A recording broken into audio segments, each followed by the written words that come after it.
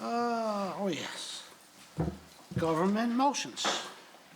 The Honorable Minister of Finance, Deputy Premier. Thank you, Mr. Speaker. I move, seconded by the Minister of Health, that the second order of the day be now read. Shall I carry? Carry.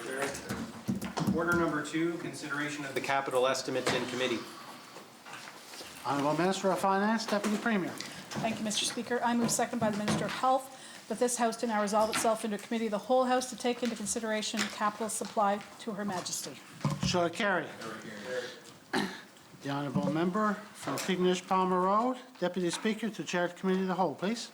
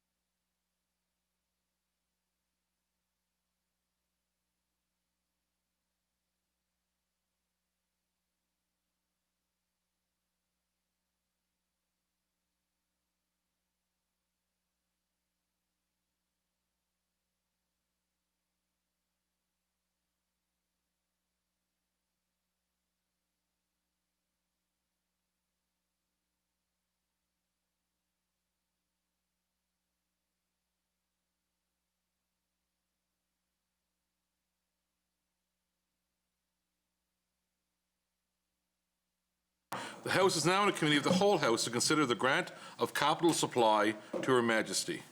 Honourable members, the request to bring a stranger onto the floor has been requested. Shall it be granted?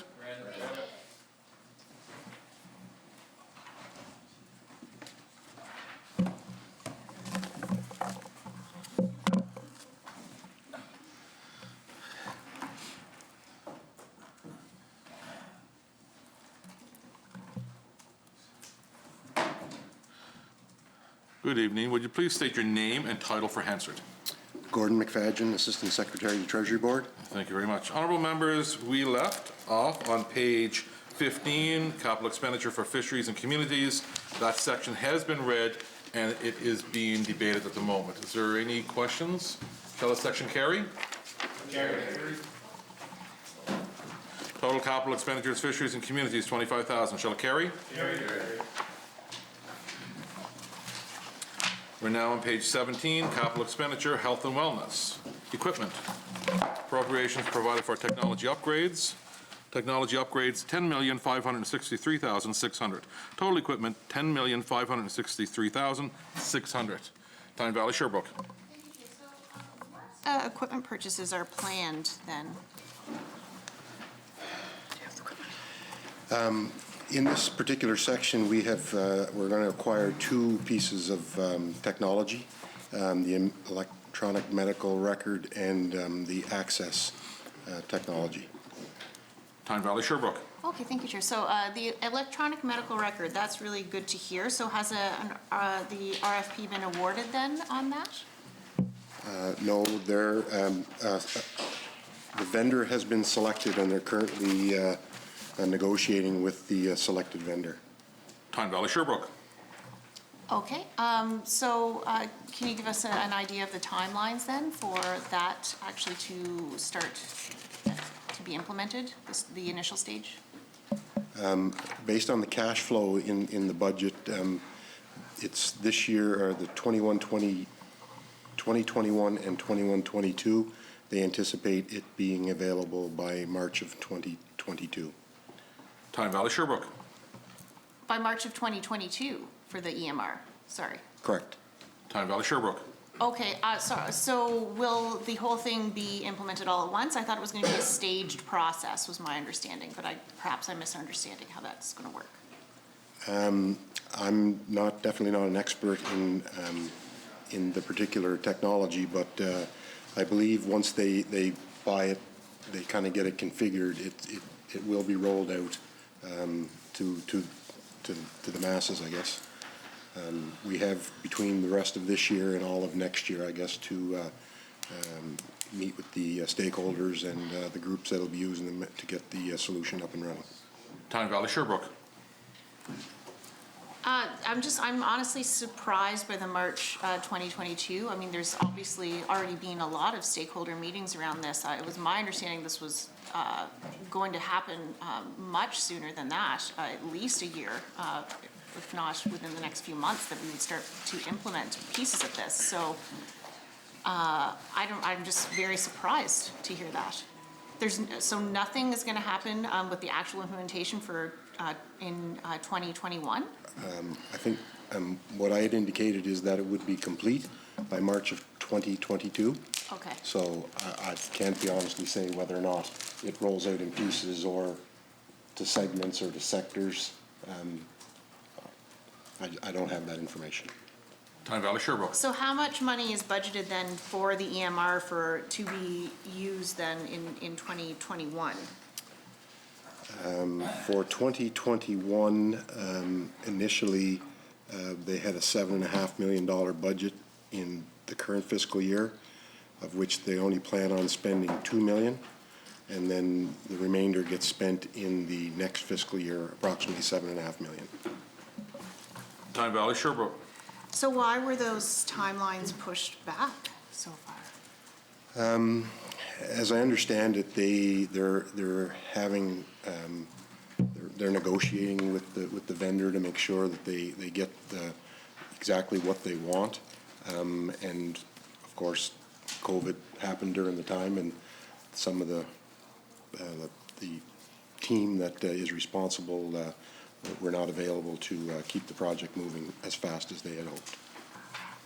Tyne Valley Sherbrooke. Okay, it's surprising to hear. I don't know if there's any intervention from the minister to give further explanation on that. I know that the importance of an EMR has only been made more salient by the realities of COVID-19 and the fact that we need to have a good electronic tracking mechanism to use in our healthcare system so that records are accessible, easily accessible. I'm surprised to hear it's pushed back that far. Is there any more information to be provided on this incredibly important and significant project? The one thing I'll say, honorable member, is we want to make sure that we get this right. So that's been the goal from the very beginning, and I will be more than happy to bring back whatever information they can provide for us on where EMR is now and what the projections are. Tyne Valley Sherbrooke. Thank you, Chair. And in terms of consultation with stakeholders, have you consulted with the College of Physicians, College of Family Physicians, others who would be impacted by the EMR? Do they know that these timelines are pushed back as far as they are, or is this just new information all around? My understanding is that there has been numerous consultations. I'm not sure about the consultations regarding delays because of COVID, but I know that there is a very focused group of people working on this. Tyne Valley Sherbrooke. Thank you, Chair.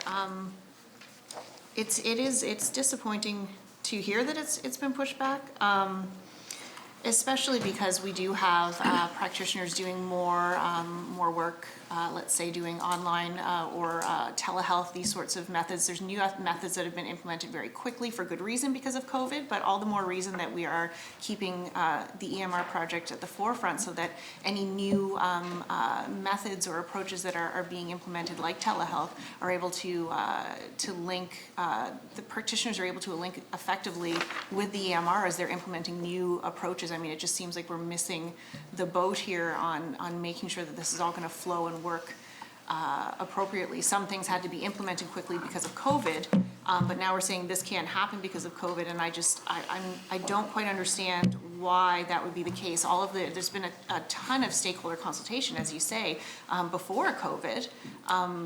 So who are the people that are supposed to be working on this, and why was it completely, I mean, to say it was delayed because of COVID, okay, but this is more than a year's delay from what I understood would be the timelines for implementation of the EMR, and I can't understand why that would be the case.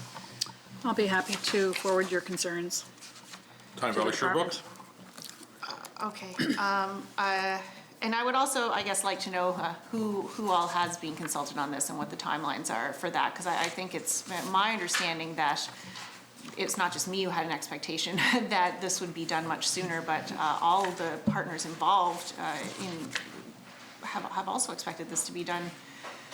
So if you could bring that back as well, who you've consulted with, and to make sure that everybody is informed and okay, and that they're obviously not going to be okay with this, but just what the process is to make sure that people know that what to expect here, because we have, practitioners and healthcare professionals that are needing this. They need an EMR. I mean, it's not just it's about the healthcare professionals we have currently, but it's also about recruitment and retention. I have no idea, how we're going to ever really succeed in recruiting and retaining healthcare staff if we don't have an EMR. That's basic, honestly. Every province has an EMR, they're able to have electronic medical records, and we don't in PEI, and that's why on earth would someone want to come and work here if we don't have that basic resource. I'm disappointed. I know others will be disappointed, and I think if we're taking seriously the need to recruit and retain healthcare staff, then this needs to be a priority, and I have no idea how it's got pushed back a year. So if you could bring back some information about consultation and more information about why it's been pushed back, because I'm incredibly uncomfortable with that. That's all for now, Chair. Thank you. You're welcome. O'Leary Inverness. Minister, just did I hear you correctly? The member mentioned about the provider for electronic medical records has been selected, but the price has been negotiated. So it wasn't a tender to a number of different companies on a certain concept and criteria, but you're picking a vendor. Is that, am I to understand it that way? And then you're negotiating with the company? Negotiating, I think, would be a broad term. I think they're working through the contract process. When I say negotiations, what is going in the contract relative to the particular product and things that they're going to provide and what we expect to see. O'Leary Inverness. Can you do that as a non-tendered concept It was a tendered process. We selected the prime bidder, the selected company, and we're working through the actual contract documents with them. O'Leary Inverness. So maybe I'm getting confused here, but again, so you did do a price tender, so it's just about how you break that overall price down, is that correct? I mean, you picked a vendor based on what criteria for a tender to pick that vendor? Rhymes. Honourable Member, I believe as former Minister of Health, you would understand that there has been a lot of input from physicians about what they would like to see. But we also have to be very cognizant of what will be an integrated system across the Atlantic Canada, because, we have a lot of patients that go off island. So, that was all taken into account. And, what they're working through now, I can't really comment on, but we said we would bring that back. O'Leary Inverness. Oh, believe me, I'm well aware of the pitfalls of electronic medical records, the costs and things of that nature. But I am of the understanding there are a number of vendors that can deliver certain criteria in that. I'm just a little puzzled that it would seem like if you pick a vendor that you think might be compatible or who everybody might like, and then you go with them on the price points, you're kind of held somewhat at ransom by that particular vendor, I guess is what I'm saying. So that's where I would sort of have some concern, because my guess is it's big money. Well, I mean, we're talking $10 million here, $10.5 million, which I would say will scratch the surface of what you'll probably wind up being. I mean, I've encountered this myself. You start, and it just keeps going more and more and more, and you still have compatibility challenges. So I am a little concerned on that. So you did promise you're going to bring back to the Honourable Member Tyndall Sherbrooke some details around that. Okay. And then on the other question I have is on the capital improvements. Are we in that section yet, or is that it's in this page? But in my head, on capital improvements to mental health facilities. That's the next page. That's not there. Okay, that's fine. Okay, well I'll cease questions for that section. Summerside South Drive. Thank you, Chair. Do you have any, I heard on the radio that we got our virtual reality headsets that we're using for some of our long-term care patients. Is that in this capital expenditure here? I believe that's a pilot project at the moment, so I'm not sure what the future looks like for that, but again, we can bring that back, but it's not part of this capital budget that we're aware of. Yeah. Summerside South Drive. Thank you, Chair. So it's a pilot project, but we didn't spend any money on the equipment yet? Is it owned by someone else? I would assume it would be operating, it's not a huge expenditure. It was the first I heard it on the radio as well this morning, so I can't really say what is the complement of what was purchased or whether it's operating or capital or how many are there That's interesting. from the finance shop, right? This is Health PEI and Health and Wellness that have their own budgets in the current fiscal year to do what they're looking forward to do. Summerside South Drive. Thank you, Chair. So would we be getting, we have how many headsets? I guess you don't know anything about it, but Well, we don't know the inner workings of every item in every department, but if it's anything like the one they have for harness racing, it's a headset and it would be controlled by a computer, so I would think it would not be a major expenditure that would be under capital expenditures, but we can bring that back. Summerside South Drive. thank you, Chair. Well, yeah, I've got a couple of VR headsets myself, and the total investment's, $1,000 or $2,000 So- per computer and VR headset. And if we've got a dozen of them, and if we plan on doing more in the future, then they certainly should be hitting the capital budget, I would expect. Not for $1,000. I don't think it would equate to enough for a capital expenditure. It would be operating.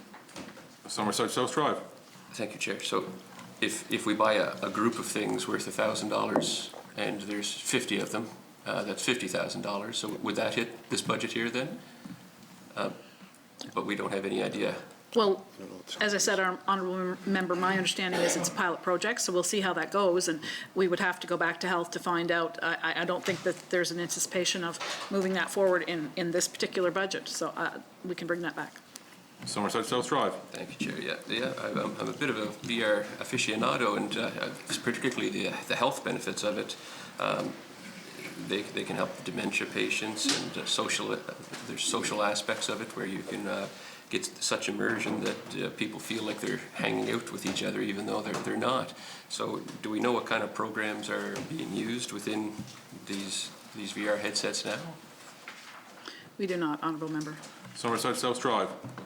Do we know how often that they're being made use of?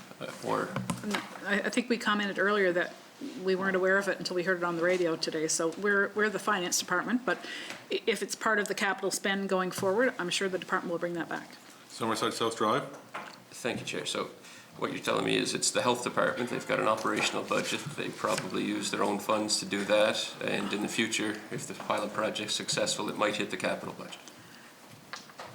That's what I'm saying, yeah. Summerside South Drive. Thank you, Chair. That's fine for now. Tyne Valley Sherbrooke.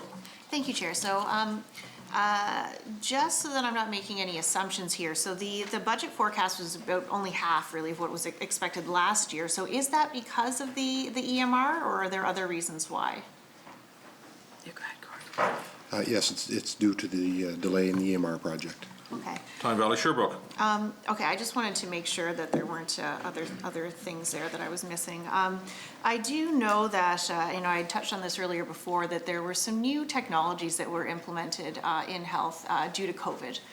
So were there any costs associated with any of those new technologies like telehealth or, online sort of? That would be in the operating budget. Okay, so none of that would appear here. Sorry, Chair. Tyne Valley Sherbrooke. Thank you. So that doesn't appear here at all. Okay.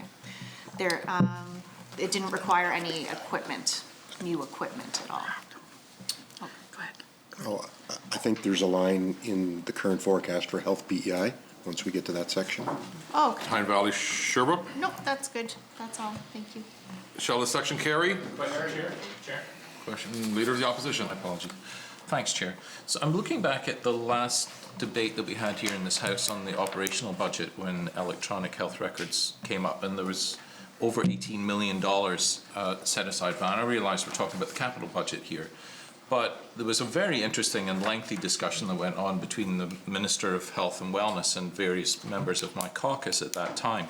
And although it wasn't perhaps absolutely clear, it seemed at that time like it was imminent.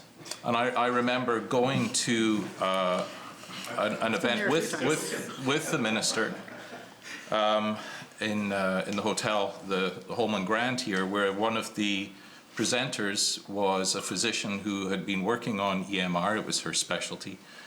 And I remember asking her that evening when she expected EMR to be, and this was last October, maybe November, and the health minister would remember, he was there too.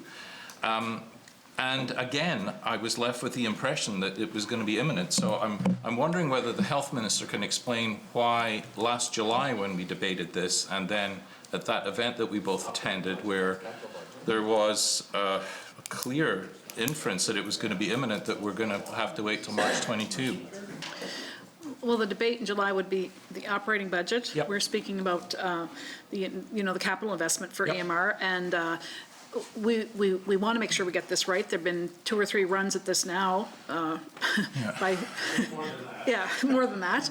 But we defer to the people that are invested in making sure that it's done right. And I'm disappointed. We're all disappointed that it hasn't happened. We're all disappointed that we're in COVID, and that's part of the reason why there is a delay. Leader of the Opposition. Thanks. During the debate, and again on the operational budget, but again on electronic health records and medical records, the pilot that was done in Summerside a couple of years ago, and the minister at the time, he said, it's not exactly what we were looking for. That's a quote from Hansard. Not kidding, and I know that didn't go well at all. And during that debate, we also found out that there were 6 separate and different EMR systems being used just within the QEH. 6 systems just in one hospital. So that's a lot of things to take into account when we're purchasing a single system that's going to do not just the secondary healthcare within our hospitals, but presumably primary healthcare as well with our nurse practitioners and doctors and RNs. To follow on from some of the things that O'Leary Inverness was saying, that we have chosen a vendor, and that was through a proper process. Are there any obligations, time obligations in that agreement that you would be willing to tell us about? I'm not aware of any, but I did tell the honourable member from Tyne Valley Sherbrooke that we would bring back any information we could regarding EMR and the timelines and what's involved. So. Leader of the Opposition. Thanks. And of course, having worked in the medical field, I know how complicated it is to make a transition from paper records to electronic records, and I was just part of a small independent dental office, and it was complicated.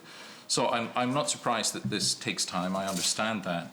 I just I hope that this time the time frame that we're being told is, I mean, it's still, to me, it's not really acceptable that we're still over a year out from this being implemented. But I hope this time it's an accurate reflection of when we're going to finally have EMR in this province, because I agree with my honourable colleague that it's a real deterrent to bringing doctors here to the island. Thank you, Chair. You're welcome. Tyne Valley Sherbrooke. Thank you, Chair. When was the tender signed for the EMR? We don't have that date in front of us, but again, we can add that to the list. Tyne Valley Sherbrooke.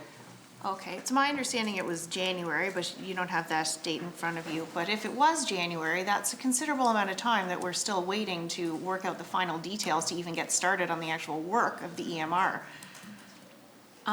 Can the minister confirm any of that information or clarify? You can direct your questions through the chair, please, and we have the Requested Minister of Finance on the floor, so you can ask her question through me. That's fine. So it's a considerable amount of time. Is there any accountability in terms of the responsibility of the Department of Finance to ensure that the monies that are being allocated there's follow through to make sure that that's actually happening? Because explain to me what the responsibility is from your perspective. Honourable member, with the capital budget, if the funds that are approved for EMR are not spent, then that will be pushed to the next year, that they will not be spent on something else unless it came to Treasury Board and there was a reallocation. But the funds, as you see, for other projects that have been delayed due to COVID or whatever else, if the funds are not spent in that year, they will be pushed ahead because we have promised to do EMR and a number of other projects through capital.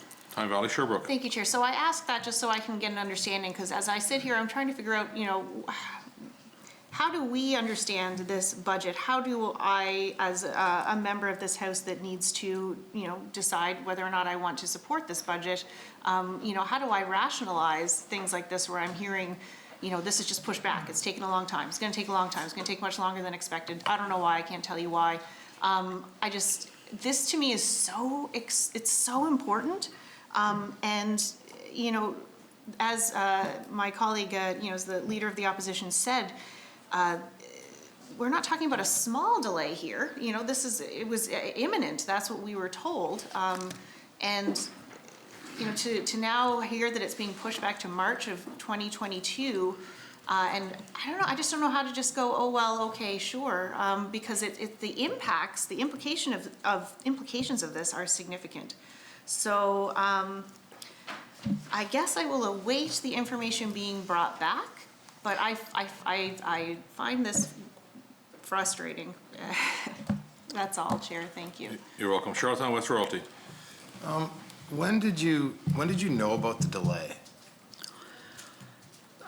I think because of COVID, that was part of the reason why there was a delay, but we also want to ensure that we're working with, that the project team is working with the physicians to make sure that everything is done according to the plan, let's say. So I can't comment on a particular delay, but again, as I mentioned to the honourable member, we will bring back the information we have on the timelines, why there was a delay, how long the delay is, whatever they're willing to share with us. Charlottetown West Royalty. So the original project was supposed to be completed, what was the date? 2007. Yeah. Yeah. Definitely, according to the plan that was presented to the legislature last year, the lion's share of the money was in the current fiscal year, with some in the next fiscal year. So it would have been early in 21, 22. But that kind of has been flipped. There's a small amount in 2021 and the lion's share in now 21, 22. Charlottetown West Royalty. I know with delays like this, it can have fluctuations in cost. Has there been any fluctuations in cost that you've seen over the last, since the delay? We can bring that back. We'll bring back all the information we can get on the EMR system. Charlottetown West Royalty. Did you mention, I think you said there was two pieces of electronic information. Are they both EMR related? I think you said something about access technology. Would that be part of is that number broken down at all, or is that? Yeah, that would be the other part. So we have about $7.5 million for the EMR and $3 million for access. Charlottetown West Royalty. And is the access, that's all lumped into you're looking at an end date for March 22nd? The access is again a 2-year project that started in the current fiscal year and will be concluded in 21, 22. I don't have a specific completion date for it here. Charlottetown West Royalty. And that provides like universal access, so is that right? You're getting rid of 5 systems down to 1? The way it was explained to me, and I think I described in here last year, they are looking to prescribe it, which is patient's pharmacy of choice and their prescription information, and the digital access to allow patients to access services, including e-referrals, e-consults, enhancing the patient experience by providing access to their personal health records through a secure citizen access channel. Charlottetown West Royalty. So the end date on, are we looking at these separately? Two projects, 2 teams, yes. So has this one been delayed to 2021 or 2022? Based on the information, they show to be on track for their delivery. The amount of funds that was set up in the current fiscal year are being forecast to be spent in this current fiscal year. And so essentially, there was no change to the cash flows for this project. Charlottetown West Royalty. And that was an RFP that was out, and it was the same company or different? No, it's a different, this is kind of an Atlantic initiative, so the Atlantic provinces are together through some funding partner, the Canada Health InfoWay, has set up these projects so that we can all kind of benefit from it. Charlottetown West Royalty. Was there any federal funding support with that? It's fully offset by the Canada Health InfoWay, so it's an agent of the Government of Canada. Charlottetown West Royalty. Okay, no, that's good for now, Chair, thanks. Leader of the Opposition. Thank you, Chair. I'm looking at a news story from December 2019, and the headline of the story is, "Electronic patient files coming in 2020, says PEI Health Minister." And you know, we're trying to recruit physicians here, and part of the body of the article says this, and it's really important we know this. This is a quote from the minister. "You have healthcare professionals coming out of a residency program, out of a medical school, and they're looking at PEI as an option, and they find out you don't have electronic medical records," said the minister. They're like, you know what? I'm not really interested in going back to the old paper and pen files. Wow. So here we are, struggling to recruit doctors. We're hiring people and paying money to hire individuals within the medical community, and yet we're not doing something which the minister himself understands as a clear barrier, a huge barrier to those new doctors who are coming out of medical school. It's shocking that it was in December 2019, we were getting it this year. We're at the end of this year. It's going to be more than a year before we get this. I think if we look at any part of the medical system, it's suffering because we have not got this file done, and we really need to make this a priority right now.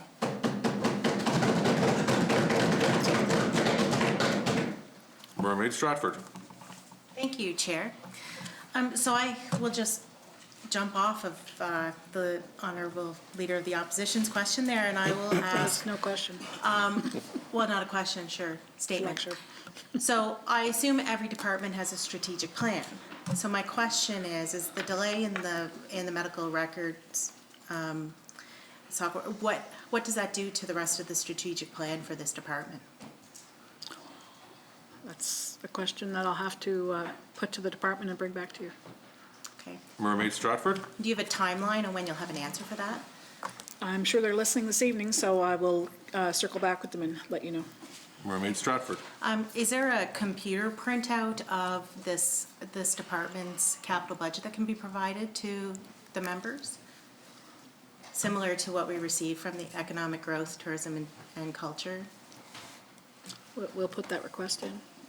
Mermaid Stratford. So I'm just going to go back, because we had this conversation on day one, and I'm just going to go back to it. The capital budget ties back to the strategic plan of what this government is trying to accomplish. And we also have to recognize that whenever something is delayed, there's significant impacts. So has there been an impact study done by the delay of the electronic records program? I wouldn't know. I mean, we're here to debate the budget for health at the moment, and there is capital expenditure for EMR.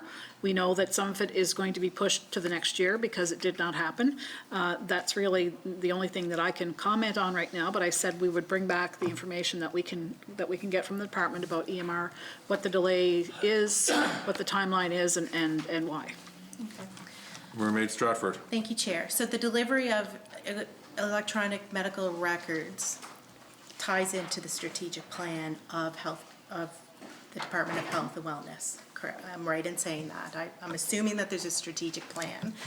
Can there be a strategic plan for the department tabled so we can see what this stage is and what the milestones are that the department's trying to achieve and how that will impact the department? We can put that to the department and see if they'll bring it back. Mermaid Stratford. So when it comes down to it, so when we are trying to catch up on, for instance, if we can't deliver on a certain item within the strategic plan, we end up having reactive expenditures because of that. Those reactive expenditures are due to the fact that we don't have something that was in our plan in order to fulfill the rest of the strategic plan.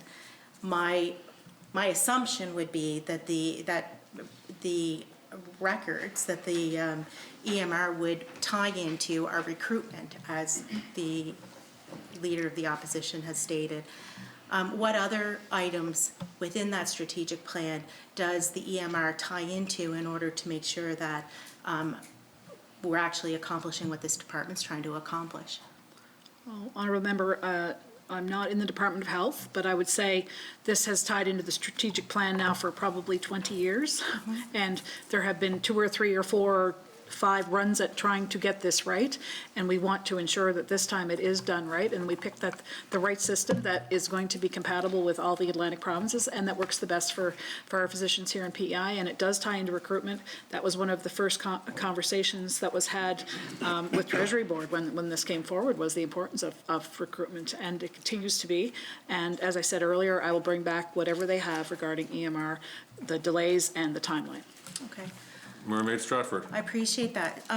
Is there a business case that has been developed around EMR? So when we talk about how long it has been pushed out, there must have been a business case that was developed in order to support government allocating, I'm not sure what the number is, 4 million, was that the? EMR is 7.6. 7.6 million. So was there a business case done on implementing EMR for the province of PEI? Again, we'll have to bring that back. It's not something that we have in our purview here as finance. Mermaid Stratford. Okay, so usually a business case would define your return on investment, your outcomes, what you're measuring, all of the other stages within your strategic plan of what you can accomplish. So if you can bring that back, I would love to see the business case that's done on it.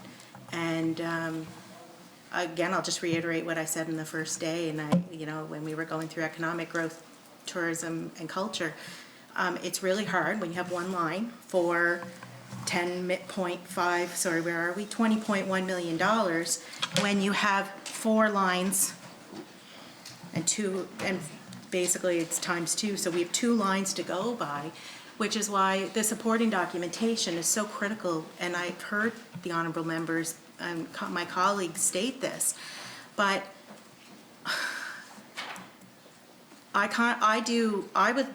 there's homework to be done around all these numbers, and somebody has obviously done the homework.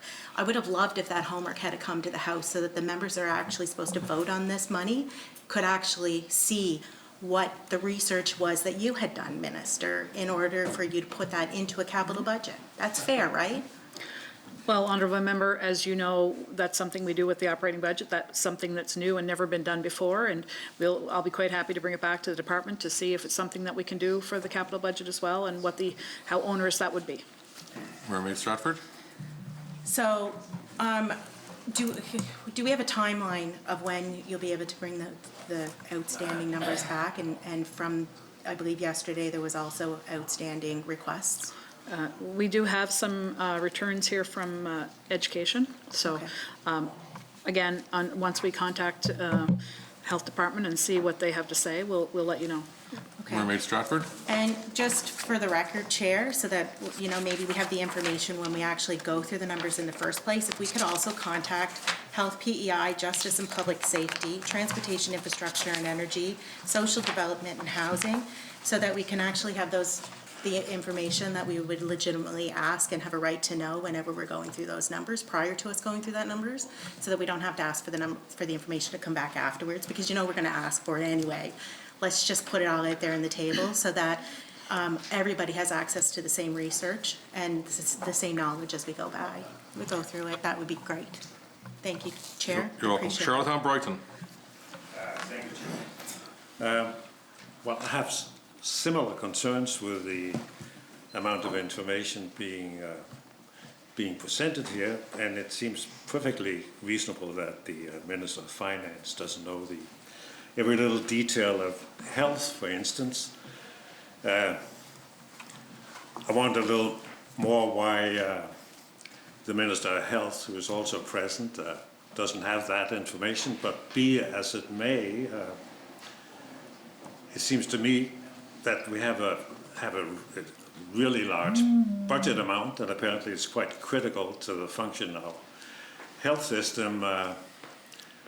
It seems to me like in cases like this, either you should bring a department head that knows what's going on, or else maybe even better, we should just postpone this section until we have the information and you can answer the questions.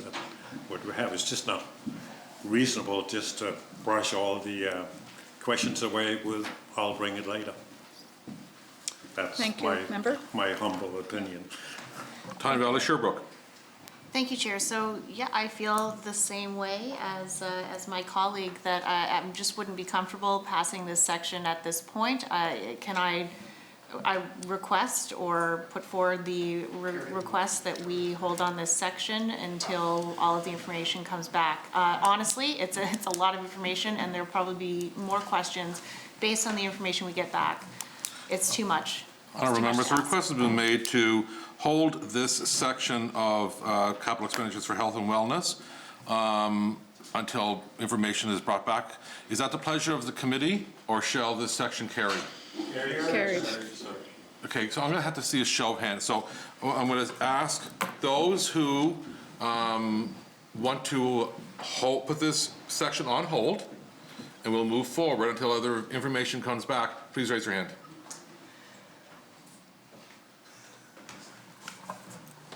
Okay, and those not in favor of that and carrying this section and moving forward, raise your hand.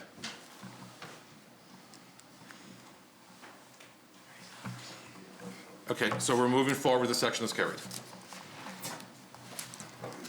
Capital improvements. Appropriations provided for capital improvements. Mental health facilities, $9,597,100. Total capital improvements, $9,597,100.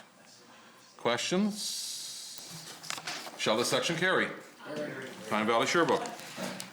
Okay, so this line item was drastically underspent last year by almost $10 million. Can you give us a outline of what projects were delayed and why?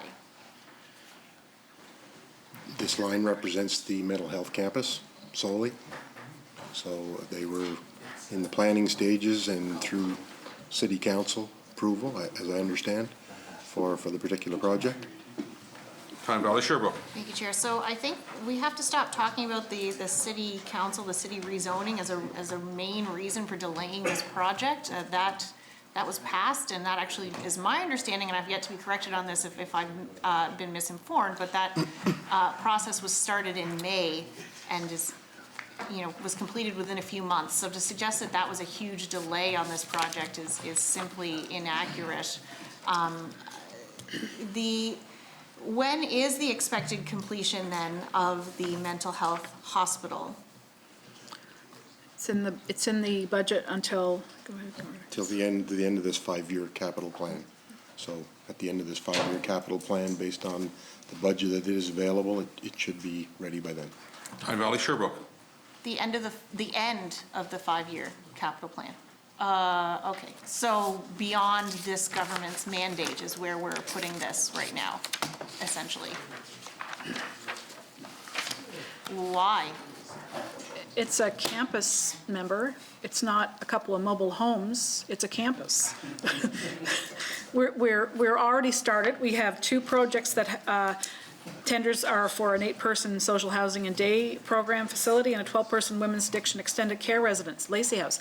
Those are 2 of the starting projects of a mental health campus. And you can't just whip out a plan for a mental health campus and get it built in a year or 2. It's not going to happen. Tyne Valley Sherbrooke. Thank you, Chair. Well, first of all, it's amazing what you can learn, when you're, the difference between what you're saying now versus what was in the platform for your party, when you thought you certainly could whip that all together enough to have shovels in the ground day one.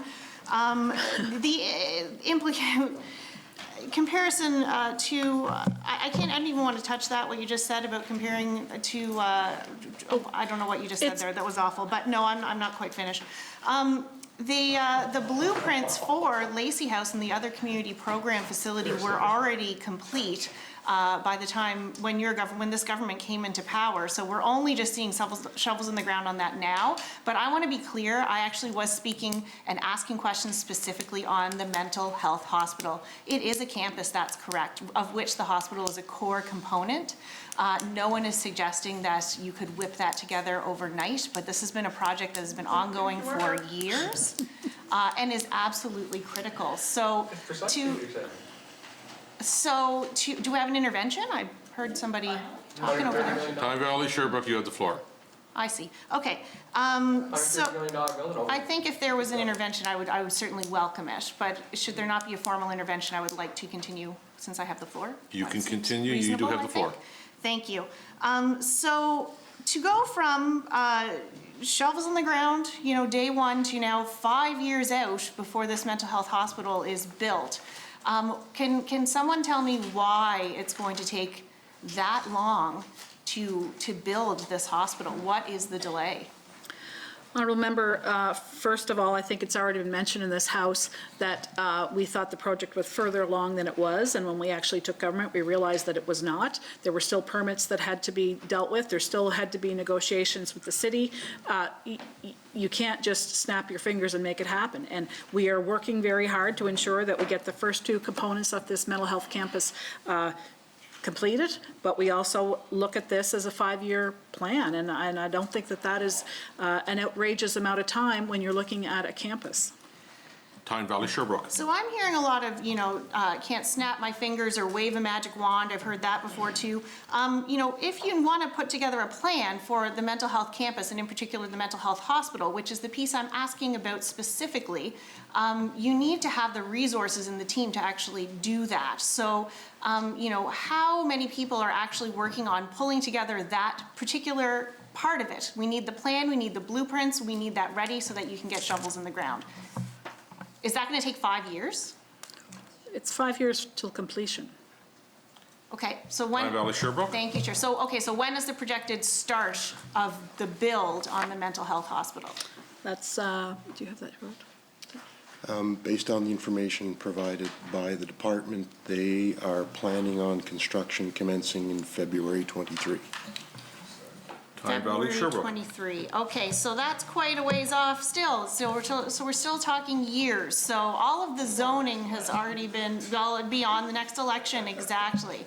So that is, we're talking, you've mentioned the need for the issues around rezoning with the city and whatnot, but all of that's done now, all that's done. So the only piece that needs to happen before you actually start building the mental health hospital, as I understand it, and I welcome an intervention if there is more to say here, is to actually have the blueprints and the plan ready to build the hospital. It's gonna take until February 23 to do that.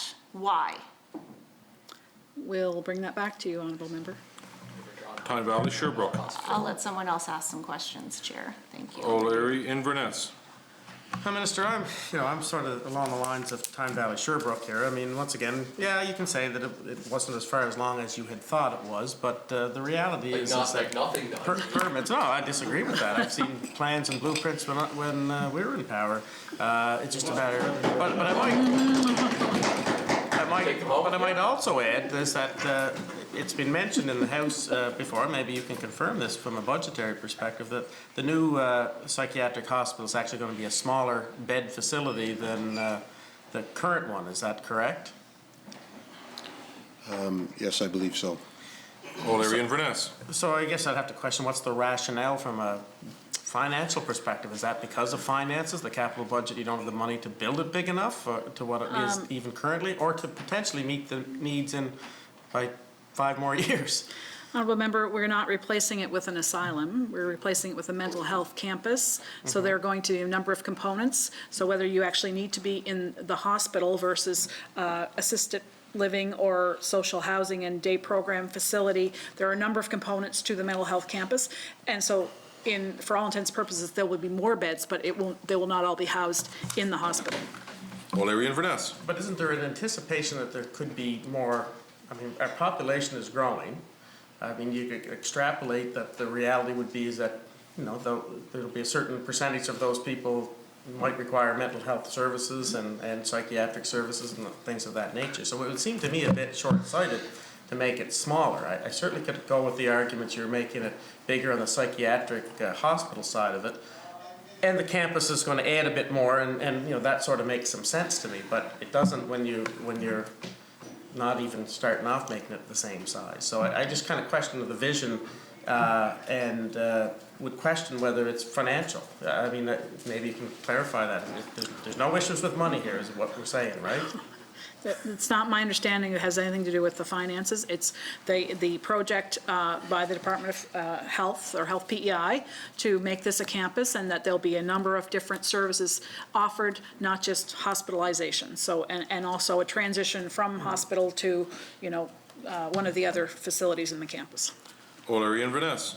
And I can appreciate that. I mean, every government has the liberty to pick its own vision and how it wants to deliver with those services. I, as a critic, would say that it might be short-sighted in saying that it's not going to be at least the same size. So I just want to emphasize that, and it's good to know that financial resources would not be the issue on that size of thing. But I guess ultimately it boils down to me is that, your government got elected on a promise to have shovels in the ground fairly quickly afterwards. We have seen nothing but delays. We see everything has changed in the respect to the size of the structure to what maybe Islanders had envisioned it to be. I would hope that having it being the priority that you say it is, I'd like to see that backed up a bit more with the resources and the timeframes to do that. Thanks. You're welcome. Mermaid Stratford. Oh, I'm sorry, Chair. Yeah, no problem. I'm going to ask the exact same question on this, Minister. For the strategic plan of Health PEI, not delivering on this mental health hospital in a timely fashion, how will Health PEI be able to address the health of Islanders, the mental health of Islanders, when we don't have a hospital to treat them in? An effective hospital. I mean, I'm the finance minister, but I will comment that we do have, we're working on mobile mental health facilities or in more community-centered facilities. It's all part of a bigger picture, but this is the major component for sure, and I would love to see it completed next year or the year after, but that's just not the reality when you look at, I mean, I don't know how long it takes to actually draw up the plans for a site of that size and to ensure that you have everything that you need within it. But again, we can bring back whatever they're willing to share with us about the mental health campus and the time frame. Mermaid Stratford. Thank you, Chair. And I would hope that they're willing to share a whole lot, seeing that it's a lot of money that they're asking for, and it's only fair that they support with documentation the information, like to back that up. Again, I'm assuming there was a business case done on this, and I'm assuming that there is return on investments and those kind of numbers done, because we don't spend millions of dollars without any backup, but yet we don't have backup. I'm going to keep on pointing to this because I really think hopefully tomorrow we'll see backup prior to us going through the numbers. So I'm going to ask again, actually, when you said that delivering through other venues, last year the Rural Healthcare Hubs was listed on here for $5 million. Is that still budgeted in this budget? That's in the Health PEI section. Mermaid Stratford. Am I? Next page. Oh, we're still on that. Okay, so we'll get back to that. So I understand when you say that we have other places to support Islanders through. So based on what Department of Health and Wellness's strategic plan is, where are they going to take care of Islanders that have mental health and addictions? Because we heard last Tuesday night when we were here, we heard presentations out in the front lawn that they're not being taken care of. And so I understand, we talked about this last night when we were talking about or yesterday afternoon when we were talking about Stratford High School, about 2.5 years for a capital build. So is it more for this type of capital build? Is it a longer time period than that to do the planning and the build? Again, Honourable Member, we'll bring back what we can regarding the mental health campus. Some of the offerings, I guess, for mental health would be through the operating budget as well. You know, it's not just about bricks and mortar, it's about providing that service. And I know the Department of Health, you know, is working very diligently for all Islanders. And can we do more? We absolutely could. We could. There's never going to be enough, and we are doing what we can right now with the resources we've got, just not only the financial resources, but the human resources. Mermaid Stratford. Right, and that's fair, but the bricks and mortar sure help a whole lot when you're trying to actually talk about the operating budget, because they tie in together. You need places for people to work. You need safe, secure places for people to work. And you also need a place to take care of Islanders when their health needs that care. That's kind of what we promised them, that will take care of them. And we have to really follow that up by what we put into a capital budget. A capital budget is your vision of how you're going to deliver your election platform. And this might get boring for other people sitting around the room, but truthfully, that's purely what this capital budget is. And so when you make promises to Islanders, it really comes down to, let's make sure that what we say we're going to do for Islanders, that we actually do. So I look forward to that information coming back, and I'll pass off to somebody else. Charlottetown West Royalty. Thank you, Chair. So the start date's 23 in February. Why, like, it doesn't, I mean, they run Olympic Games faster than this. Like, is there any, exactly. Why are we waiting another 2 years? Before construction can commence, the actual architectural drawings have to be completed, so there's a period of time for the architect to actually construct what the building will look like based on the functional plan and the master plan that would be agreed to by all the stakeholders. So they're in the process right now of finalizing the master plan to know what services and what relationships need to happen within the building. Once that is approved and agreed to, the architect will be able to then begin the design process for the actual facility. Charlottetown West Royalty. Okay, and what is the date of the architect's completion?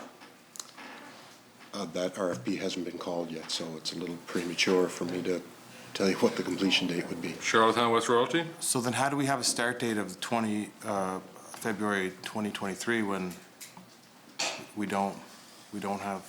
Well, they would anticipate that the architectural drawings will be completed prior to the February start date at the end of January. So if you walk that back and around June, they expect the architectural plans to be started, and then it'll take about 20 months for them to be completed. Charlottetown West Royalty. So when was the tender out for the architectural? It's not out yet. Charlottetown West Royalty. So that's going to go out in January? They expect the work to start in June, so sometime before June we'll have an RFP process. So that'll be a number of weeks backwards from June of this year. So I assume they'll be putting some kind of RFP out if they're going to have it awarded and ready to go in June. Charlottetown West Royalty. So it's nothing to do with the land then? The land is fine, there's no, I mean, I'm just trying to figure out why this is taking so long, I guess. I don't sit on the actual planning committee for the hospital build, but based on other committees that I have served on, it's having the sort of business case and the master plan completed has to be done before you can go to an RFP for architectural services. Okay, so Charlottetown West Royalty. is that architect working on all the components? There'd be a separate RFP for architectural services for each one of the components. Charlottetown West Royalty. How many of those have gone out? 2 to date. Charlottetown West Royalty. The 2 that were mentioned. Correct. When are the Charlottetown other, West Royalty. sorry, Chair, when are the other ones going out? I don't have that specific date on when they're going out, but based on the information that was provided, they're hoping to get that architectural work commenced in June of '21. Charlottetown West Royalty. So after the 2 RFPs that went out, the next one will be the actual hospital or the main facility, correct? Yes, I believe so. Charlottetown West Royalty. So the entire campus, what is the outlook for the completion date of the entire campus finished?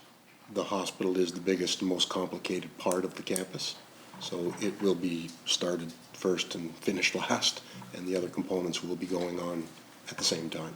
Charlottetown West Royalty. So I'll ask the question again, when is the entire campus going to be completed? Based on the funding and based on the information I have, by the March of 2026, is that the last date of this budget? Yeah. Charlottetown West Royalty. Should we expect big fluctuations in cost as we push this back? I know if the architect isn't involved, we haven't started, there's money allocated. What is the range, I should say, that this project will cost? I wouldn't be right for me to speculate on the range. The budget put forward by the project committee is the budget that it is. Charlottetown West Royalty. Okay, it's just, okay, I'm just trying to wrap my head around some of this. I have other questions, but I'll pause for now. Tyne Valley Sherbrooke. Thank you, Chair. All right, so the Minister of Finance says that she doesn't know how long it's going to take, fair enough, to develop the blueprints and the plan for the mental health hospital. But the problem I have is that no one seems to know how long it's going to take or why it's going to take that long. This is a problem, honestly, of leadership and prioritization. If we are looking at, okay, if this government has prioritized mental health, okay, and we know that the mental health hospital is a critical component. Now, I've heard many times, I've heard it been said that, you know, we're also adding community components, that we're going to be offering more opportunities for supports and community-based programs. That's all great. Those are good, that's good news, but that doesn't, it's not a switcheroo here. It is, you need that, and you also need to have a mental health hospital that will be able to support the acute mental health needs of Islanders who need that specialized care. It doesn't take away from that need.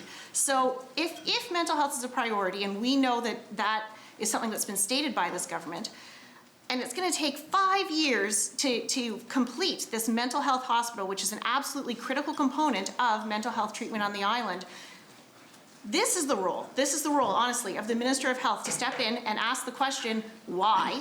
Why will it take that long? And what can I do to expedite that process, to move it along? And the answer is, you need to put more resources into the master planning team. That is the answer. It is not.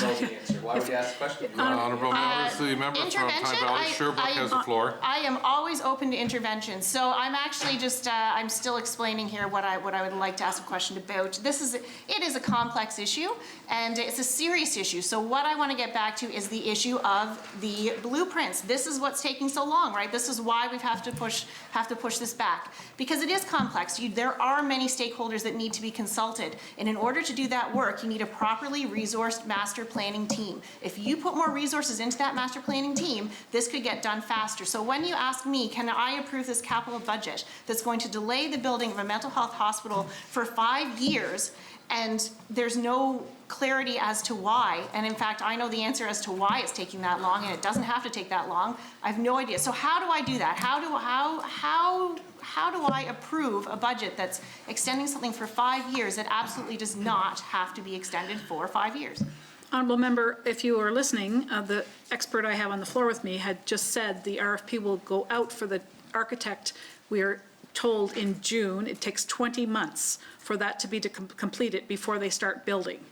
So the completion of the hospital will take the longest of all of the buildings on the campus, so it will not be completed until the anticipation is end of March of 2026. So I've got, Valley Sherbrooke? yeah, so just to clarify, so I believe you said the start of the build on the mental health hospital, the actual shovels in the ground would start in February 2023? Yeah, so there's the delay part, right? That doesn't have to take that long. So what I am concerned about, and what I don't know how I'm going to, I understand how we are to approve a budget that is going to delay the build of this hospital when that master planning component is just, it's under-resourced. It is nothing other than a lack of leadership on this part, So, honorable member, obviously, you're not an architect. We're told it's going to take 20 months for the completion of the plan for that hospital. So that will take us to almost to 2023 before the build will start. So, honorable member, if you have a way of speeding through that process, we'd love to hear it. Tyne Valley, Sherbrooke. So I just want to point out that if you were aware of what is involved in developing this mental health hospital, it's not just about the blueprints, as I've already stated. It is the master planning team that needs to pull together all of the information from stakeholders in order to make this happen. That's why you need more resources on the master planning team. So while I'm not an architect, I can certainly note that it's not simply about the blueprints. There is a lot involved. And if this government is serious about moving the project forward, that's the area they need to move forward on, is resourcing it so that it can move forward more quickly. Now, I'm going to just leave that there, and perhaps someone else might have more questions to ask on that. Leader of the Opposition. Thank you, Chair. A couple of days ago in this House, one of the ministers on the other side said, we're doing what we said we'd do. And we've just gone through two sections, small sections of this budget in one of the departments, and we found out with EHR that we are not doing what we said we'd do, and we found out with the mental health campus, we definitely are not doing what we said we were going to do. So that's how you lose the trust of the electorate. It's in promising things that you cannot do. This mental health, as we've discussed in this House repeatedly during this sitting, is in crisis. Thankfully, we have some facilities across this province. The PCH, the QEH, of course, provide acute mental health services, and we have Blooming House, and we have Bedford McDonald House, and we have Smith Lodges. There's a number of places. And there's also Lennon House, which is providing extraordinary refuge for islanders with mental health distress. Now, that is not a mobile home. That is a huge facility with more than 20 beds, started no more than 2 years ago, I think, with volunteer work. It is now complete. We have a facility run by volunteers without any government. Well, no, that's not true. There was some government involvement in that laterally, but my goodness, it took a long time. They have managed to build an entire mental health campus in 2 years by themselves. How can government not get this project done? It's just extraordinary that the promises that were made in the platform are just so far off base from reality, and it's quite shocking. Honourable member, you're suggesting that Lennon House is a mental health campus? No, I'm not. But that was built from the ground? That's what you said. I used the word campus, indeed I did, and that may not be the best descriptor, but I can tell you it's a facility that offers extraordinary quality of mental health supports to islanders who are suffering.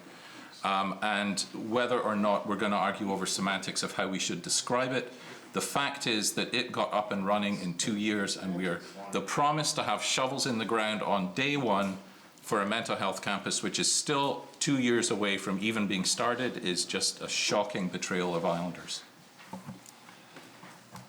Okay, Charlottetown Victoria Park. Thank you, Chair. I'm wondering how much money in here is being allocated to any upgrades for the safety concerns at Hillsborough Hospital while we're waiting for this new campus. In this particular, the Department of Health and Wellness in this particular section doesn't have any funding for the Hillsborough Hospital. So that would be in the Health PEI, and I'm not sure of what's in there yet, but we can take a look at that if we get the Health PEI. Charlottetown Victoria Park. So I'll save my question till then? Okay. Thank you, Chair. You're welcome. Leader of the third party. Thanks, Chair. I just want to go back to the promise, the shovels in the ground, day one. So the election was April 19th, 2019. So by now, if the architects or whatever it is you said would have been done in 18 months, right about now, the bill could be started, could be done by 2023. Like, can you explain why the delay? Like, when there was a change of government, there was a whole bunch of money left, there was a big surplus. Why wasn't it started right away? Like, is there a reason why it wasn't started right away, like, as was promised? Again, Honourable Member, the timeframe, the schedule for the mental health campus is something that we can bring back. We're bringing to you the numbers that have been presented to us from the Department of Health. We're more than happy to bring back whatever information they have. Leader of the third party. Okay. In all due respect, that doesn't answer my question, why the delay? Like, it was a priority. We all heard it during the campaign in 2023, or 2019. It was a promise made by your government to start right away. And here we are, a year and a half later. We're gonna wait 20 more months before there's a plan and there can be a shovel in the ground. Why the delay? That's my question. And again, Honourable Member, I do not have that answer in front of me. It would come from the Department of Health, and I'd be more than happy to bring back the information that we can get. Could we have an intervention from the Department of Health? Leader of the third party. Minister of Health? There've been a number of questions asked, and I'd prefer to bring back all the information at once. Thank you. Thank you, Chair. Charlottetown West Royalty. Why was the design not happening in parallel with the zoning process? What's happening in parallel with the zoning process is the master planning process.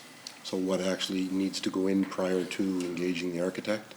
So that committee and those groups of people are working together to make sure that the right services are included in the new facility. Once you get that master plan nailed down, then you can get to the RFP for architectural services. Charlottetown West Royalty. It's about the master plan, and I'm just trying to look back in time to see where we could have saved time. Because, you know, when we sat here, the speech from the throne, it says, quote, immediate action in the short term is a priority of my government. Mental health services delivery will be fast-tracked and expanded. A provincial mental health campus, which has been long discussed and projected in many capital budgets, is our top infrastructure priority. And I don't see that. I don't see that here. We have to remember what we signed on to with the speech from the throne, and I just thought I'd read that because it's good to go back and say this was your government's top priority, and we all voted in it. And now we're looking at, you know, I'm just looking back at the process and making sure that we can speed this up in the future. So I guess that's more of a comment. Thank you very much for that. Yeah. Charlottetown Brighton. Thank you, Chair. Sorry, I can't help comment as an architect since that profession was named here. To me, the design period, the time it takes to design and to build it sounds reasonable to me. What's unbelievable is that there isn't a single firm, architectural firm, planning firm that has been in charge for this project to begin with. And having a whole bunch of different firms making different parts of the building. No wonder it's taken so long. That firm should have been in place when the Liberals were in power and first announced the project, and if not, they should have been hired right at the beginning of this term, and things would have been along. Anyway, thanks for hearing me. You're welcome. Thank you for the Shall comment. this section carry? Total capital expenditures, health and wellness, $20,160,700.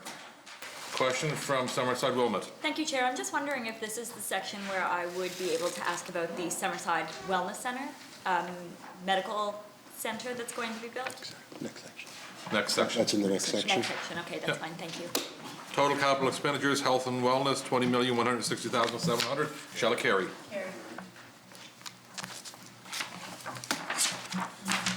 Capital expenditure, health, PEI, 2021 budget estimate, equipment appropriations provided for the purchase of hospital equipment. Hospital equipment, $9,587,500. Total equipment, $9,587,500. Shall the section carry? Capital improvements, appropriations provided for capital improvements. Health facilities, $5,704,600. Capital repairs, $13,252,000. Total capital improvements, $18,956,600. Summerside Wilmot. Thank you, Chair.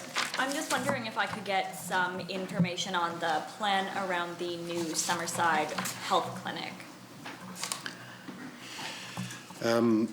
Yes, this is a project that was put forward by Health PEI to, I guess, I understand, look after the Harborside building. I believe that Health PEI intends to work with the city of Summerside in coming up with a new facility downtown Summerside. Summerside Wilmot. Thank you, Chair. That is my understanding as well. We were originally told the timeline on that would be short, certainly shorter than 5 years. I'm wondering if you can confirm if approximately 18 months is still the plan. Based on the cash flow presented by Health PEI, there is some money in 21-22, a small amount, 200,000, and then they have an installment in 22-23 of $3 million, with a further $3 million in the next year and 2.8 in the third year. Summerside Wilmot. Thank you, Chair. Is there anywhere I could get a printout of the plan for what's going to happen with that center? What do you mean by the plan? Summerside Wilmot. Sorry. Am I okay, Chair? Pardon me? Yes, Summerside Wilmot. Yep. Thank you, Chair. Basically, I would like to have an understanding of what this is going to be. It's not going to be a renovation, I presume. It's going to be a new build, the timeline for when it might be opening, what we can expect to see in it. Basically, an overview of the plan.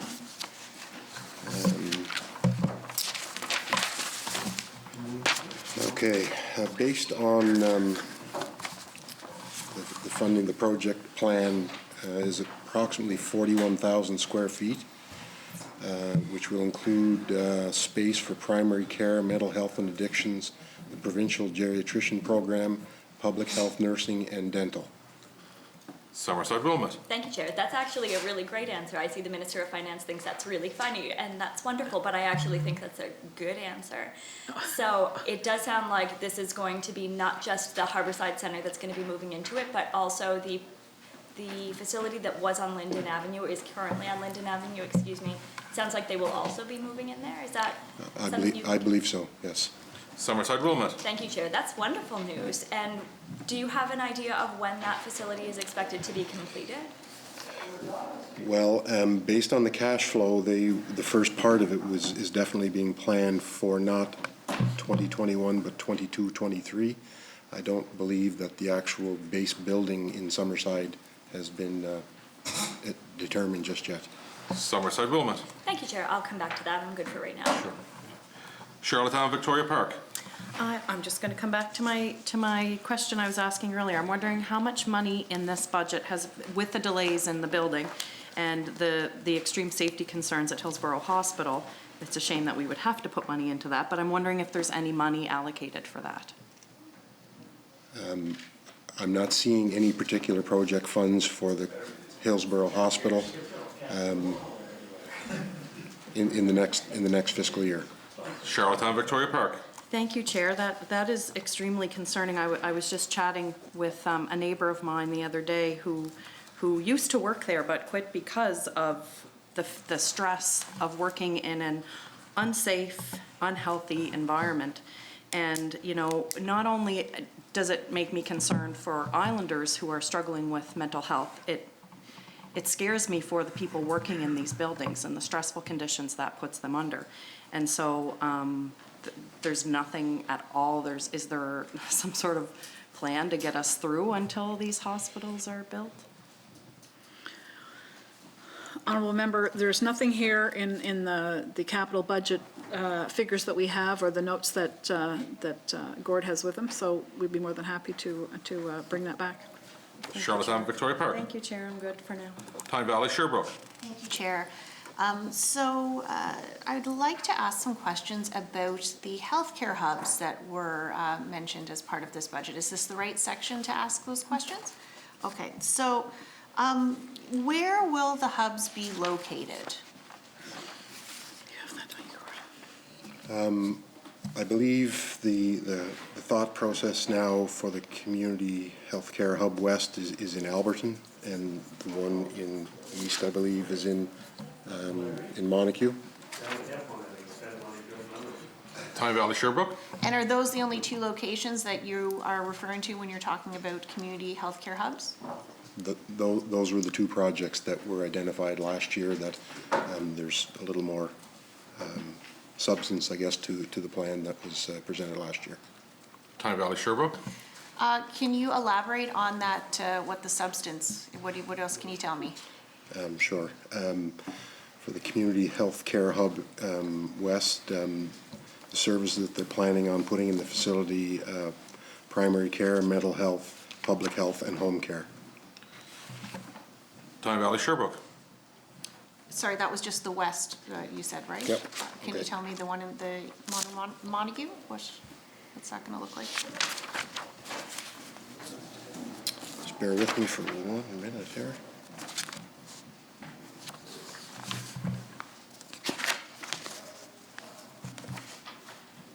Yeah, I don't quite have exactly what's going into Montague right with me. I'll have to bring that back.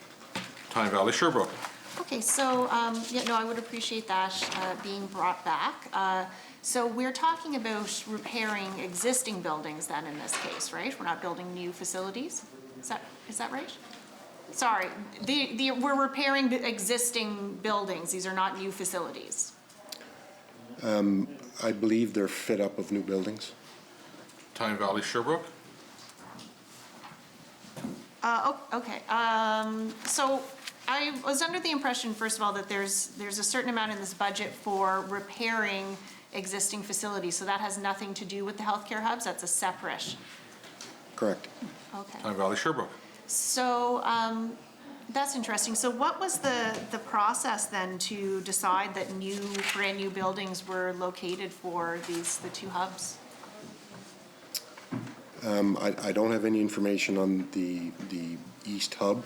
As I indicated, I'll bring that back. I believe going forward for the Alberton, there's a plan for some housing and the healthcare hub to co-locate in a building. Tyne Valley Sherbrooke. Okay, yeah, no, this is very interesting information. Just to be clear, our plan for rural hubs didn't include new buildings. The idea was that we would use existing infrastructure and repair and retrofit and fix it up to make it suitable as a hub. So this is quite surprising. So, who was consulted in making these decisions? I believe there was the Department of Social Development and Housing and Health PEI came together for a concept for Alberton. Again, I'm not 100% for Kings County. I'll have to bring that back. I believe for Summerside, I think they determined that the Harborside building wasn't appropriate for upgrading, and they were looking to partner with the city of Summerside to fit up a building there. Tyne Valley Sherbrooke. Okay, so yeah, so I'm not asking about the Summerside project right now. I'm just asking about the two community healthcare hubs that we're talking about. So you don't have any information on Montague, you're gonna bring that back, fine. So Alberton though, so you say that the Department of Health and Department of Social Development and Housing got together to work on this. Was there a committee, and who was on that committee? I'll have to bring that back. Yeah, we don't have that in front of us, honorable member. Tyne Valley Sherbrooke. Okay, yeah, I would definitely appreciate that being brought back. So tell me a little bit about the funding then for the new build in Alberton. We'll just focus on that one for now, since we don't seem to have a lot of information about Montague. So is that a federal, provincial cost share? How is that working? There's funding in the Department of Social Development and Housing's base budget to build some space for housing, and they'll have some space available for the healthcare hub in the same building. Tyne Valley Sherbrooke. Were any of the residents in the Alberton area consulted on this brand new build? We don't have that in front of us, honorable member. We can bring it back. Tyne Valley Sherbrooke. I think I will just allow others to ask. I know there's others on the list, so I'll leave it there for now, but I probably will have more questions. O'Leary Inverness. Minister, on the capital repairs, that's quite an increase, $10 million. So Can you break that down a little more for us to where that, like what's in really bad shape that needs to be fixed, I guess is a simple way of putting it. Yeah, in this area, this was one of the areas that we could take advantage of the COVID resilience stream, so we put forward large capital projects that might otherwise be done at a later date, and we accelerated, I guess, the speed at which some of these projects are going to get done. Some of the things included are a roof replacement for the QEH, an electrical switch, and air handling units, roof condenser for the PCH, heat exchange unit replacement at the Kings County Memorial Hospital. What else do I got here? And a nurse call replacement system. To pick up which facility that's at. Okay. Is there more, or was that it? O'Leary Inverness. Okay, well, no, I don't know. So it's COVID money, so that's some of the federal dollars that are coming down to stimulate the economy, is that it, or was this provincial dollars that are? It's accessing the resiliency fund, which is 80/20, and this would normally be somewhere where we wouldn't be able to access matching federal dollars or any federal dollars, is my understanding. O'Leary Inverness. Would you be able to, so some of those repairs, as you mentioned, roof replacement, things of that nature, is there anything you are doing around maybe that net zero concept for some of these facilities that to maybe lower your costs of operating down the road, or? Well, that's something that we've said each department is to look at, and through TIE, I'm sure that they are looking at, what the repairs would be and to make sure that they're through the net zero lens. O'Leary Inverness.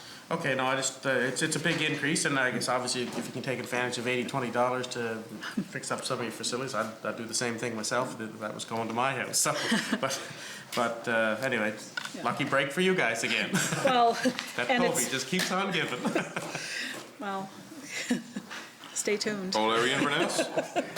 That's it, Chair. Morel Donah. Chair. So this is news to me, a new build in Kings County for a hub, and this interests me quite well. I'm curious to know what factors went into, what factors are going to be in this new healthcare hub that was decided to be put in Montague? I don't think we don't have that information in front of us as to what will go in Montague. Morel Donah. Thank you, Chair. So what model do we base this off? Could you be more specific? Morel Donah. Sorry, I couldn't hear the Chair. Could you be more specific? There has been planning from the Department of Health to look at a hub in Kings County, and they put forward a budget ask towards the Department of Finance. So I'm curious to know the model of a hub model that they're looking at. So in order to pick a location, you're looking at perhaps what sort of healthcare services are provided in that area, or you might be looking at another area that you could develop new programs and services in. I certainly know in our area that we've been pushing hard to get additional healthcare services in our area. And I am very curious to know, because this is I don't think it's been announced before, these two locations at all. So I'm very curious to know if this is a brand new, so here, I'll back up. Or do we know for sure it's a brand new build in Montague? I don't know that for sure. Morel Donah. Majority of what has been provided is generally a fit up for a building owned by somebody else. Morel Donah. Thank you, Chair. So say that again. What's been provided to you is the outline for a build-up of somebody else to own the building. So we would lease it? The other two projects that I do have information on would indicate that the budgets available are for fitting up a building, a base building for a health facility. Morel Donah. Thank you, Chair. So I'm familiar with that, and it doesn't necessarily sound like a bad idea. I'm curious to know why the Department of Health pitched two proposals with details about how something would be fit up in specific locations, but failed to do it for the one in Montague. I just said I don't have the information with me. I'm sure that's there. I can bring it back. Morel Donah. Thank you, Chair. So why was it approved if you don't have the information? We just don't have it at our hands here. We've got the information for the other two, but we just don't have it in front of us, so we'll be more than happy to bring back whatever information they have. So, Moraldona. And when will that be brought back? sorry. And when will that be brought back? I'm sure that the department's listening right now, so we'll, Hopefully tomorrow. hopefully tomorrow. Moraldona. Okay, so, thank you, Chair. So, the fit-ups of the other two locations, so, sorry, you said two, it's Montague, Alberton, and where was the third one? Summerside. Summerside. Moraldona. So is the location that the member from Summerside Wilmot mentioned, is that the third hub? Yes. Moraldona. Thank you, Chair. Do you, so we have a cost for fit-ups, but do you know if there's more detail about what will be going in? I presume, and I don't like presuming in here, but if it's like the other two facilities, primary care, That's not how, but the other two, can you give me more detail, but I know they were asking about it, but do you have a specifics of what's going into the Alberton one?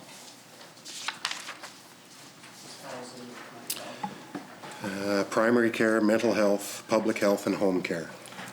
Moraldona. Thank you, Chair. And do you have a breakdown of those? Like staff positions?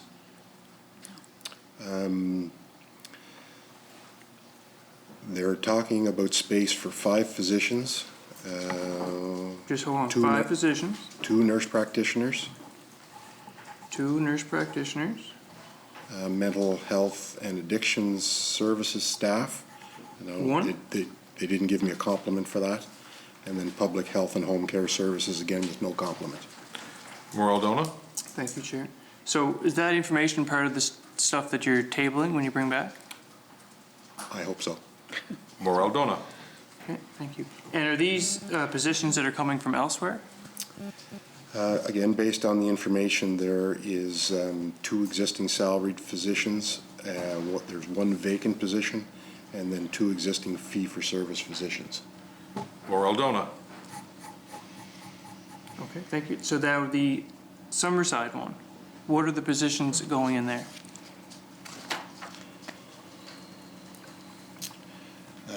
Based on the plan as it stands today, they are looking to get space for up to 12 physicians, 6 nurse practitioners, 9 RNs, 2 dietitians, 1 social worker, 8 LPNs, and clerical staff. Moraldona.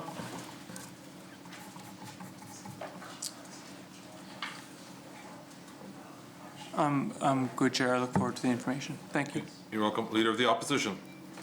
Thanks, Chair. So, you know, there was a little bit of heckling in here when I described Lennon House as a campus, and rural hub, health hub, clearly has not been fully defined within the department, because all of the research that the official opposition did when we made that part of our budget ask last year was based on a very clear model of what a rural hub looks like based on another jurisdiction, Ontario. And from what I've heard today, although you know, this is of course news to all of us, I really have no idea what this government's idea of what a rural health hub is. I can't even say rural health hub now because I hear there's one coming into Summerside, which is fine, but I have no idea what that model is. So when can we expect to see some plans on what this government understands a rural or a health hub to be? Honourable Member, I'll put that question to the department. It's not something that we can answer in finance, but we're more than willing to put it to the department. Leader of the Opposition. So, but do we know, are we talking about a medical health clinic? Are we talking about a small hospital? Are we talking about a mixture of services, including perhaps some long-term care? I heard earlier you mentioned that part of the funding for this might come through social development and housing. So I'm a little confused as to what it will be incorporated in these hubs. Can you give us any information on that? Well, my understanding of the Alberton one is that there will be some housing, incorporated into the same building that will have a clinic/hub. So there will be social, so the housing part would be through social development housing, but the rest would be through health PEI. Leader of the Opposition. In Ontario, there are some rural hubs that have a housing component, and they tend to be people who have fairly high nursing care needs. And the purpose of having them located in the same campus, if I can use that word, is so that their needs will be met right there. The housing that you're talking about, is that what you're referring to here? I can't really comment on exactly what that housing will be, other than that is part of the plan. I don't know if it's for, seniors or community care. I'm not sure. Leader of the Opposition. Do we have any information on whether there will be diagnostic services provided in these hubs? I do not, but we'll bring back the information that we have on Alberton and the other hubs. Leader of the Opposition.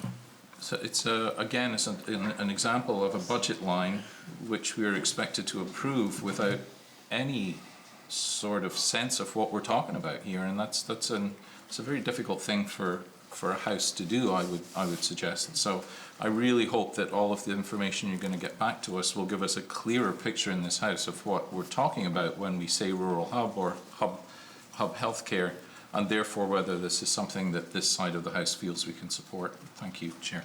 You're welcome. Shall the section carry?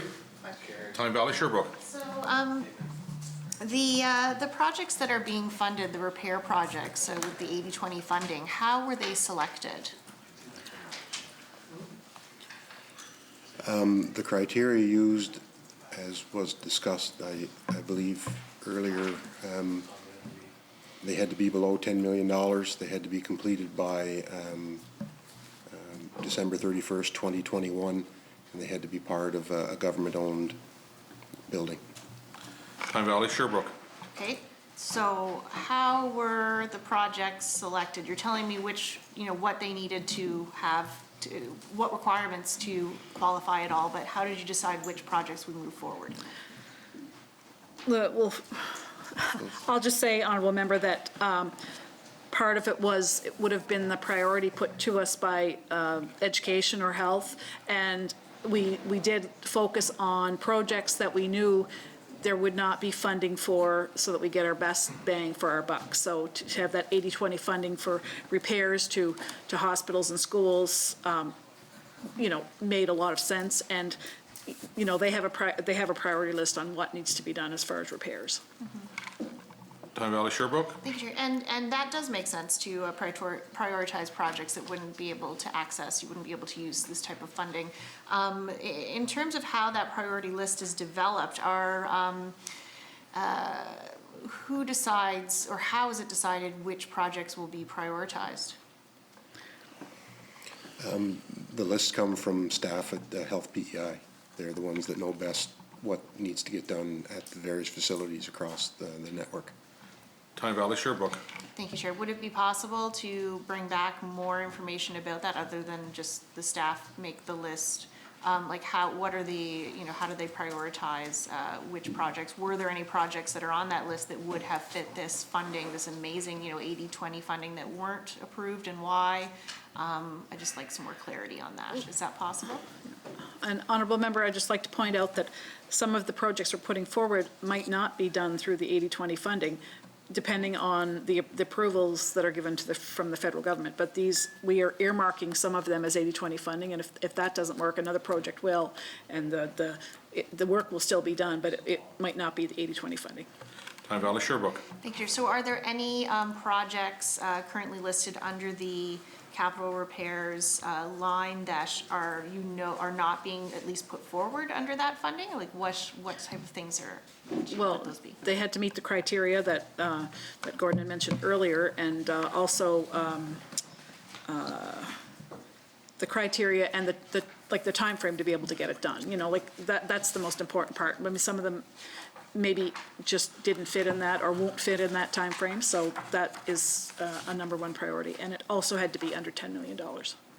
Tyne Valley Sherbrooke. So how many projects didn't fit that you are moving forward with, didn't fit the requirements to apply for the 80/20 funding? Whether or not you get it or not, but they didn't even qualify. How many projects are there?